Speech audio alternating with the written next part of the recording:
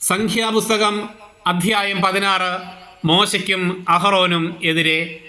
ലേവിയുടെ മകനായ കൊഹാത്തിന്റെ മകൻ ഇസ്ഹാറിന്റെ മകനായ കോറഹും റൂബൻ ഗോത്രത്തിലെ ഏലിയാവിന്റെ പുത്രന്മാരായ ദാത്താൻ, അബീറാം എന്നിവരും പെലത്തിന്റെ മകൻ ഓനും ഇസ്രായേൽ സമൂഹത്തിലെ നേതാക്കളും തിരഞ്ഞെടുക്കപ്പെട്ടവരും പ്രസിദ്ധരുമായ 250 പേരും മോശയെ എതിർത്തു.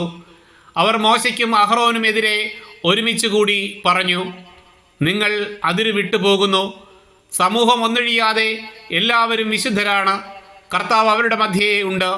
പിന്നെന്തിന് നിങ്ങൾ കർത്താവിൻ്റെ ജനത്തിനു മീതെ നേതാക്കന്മാരായി ചമയുന്നു?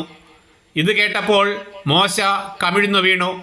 അവൻ കോറഹിനോടും അനുചരന്മാരോടും പറഞ്ഞു, തനിക്കുള്ളവനാരെന്നും വിശുദ്ധനാരെന്നും നാളെ പ്രഭാതത്തിൽ കർത്താവ് വെളിപ്പെടുത്തും.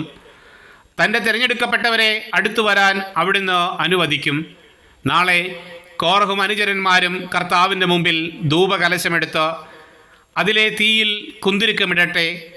കർത്താവ് തിരഞ്ഞെടുക്കുന്നവനായിരിക്കും വിശുദ്ധൻ. ലേവി പുത്രന്മാരെ, നിങ്ങളുടെ പ്രവൃത്തി വളരെ കടന്നുപോയി. മോശ കോറഹിനോട് പറഞ്ഞു, ലേവ്യരെ ശ്രദ്ധിക്കുവിൻ. കർത്താവിൻ്റെ കൂടാരത്തിൽ ശുശ്രൂഷ ചെയ്യാനും സമൂഹത്തിനു മുമ്പിൽ സേവനമനുഷ്ഠിക്കാനും ഇസ്രായേലിൻ്റെ ദൈവം സമൂഹത്തിൽ നിന്ന് നിങ്ങളെ വേർതിരിച്ചത് നിസ്സാര കാര്യമാണോ? അവിടുന്ന് നിന്നെയും നിന്നോടൊപ്പം ലേവി പുത്രന്മാരായ നിന്റെ സഹോദരന്മാരെയും തൻ്റെ അടുക്കലേക്ക് കൊണ്ടുവന്നില്ലേ?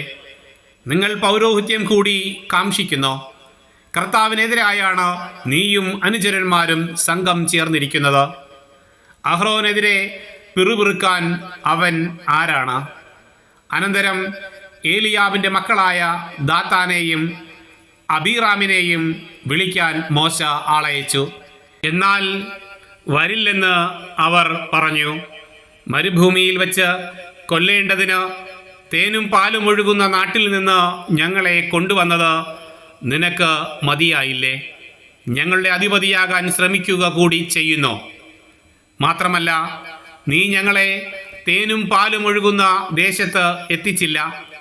നിലങ്ങളും മുന്തിരിത്തോട്ടങ്ങളും കൈവശപ്പെടുത്തി തന്നതുമില്ല. ഇവരെ അന്ധരാക്കാമെന്നാണോ ഭാവം? ഞങ്ങൾ വരികയില്ല.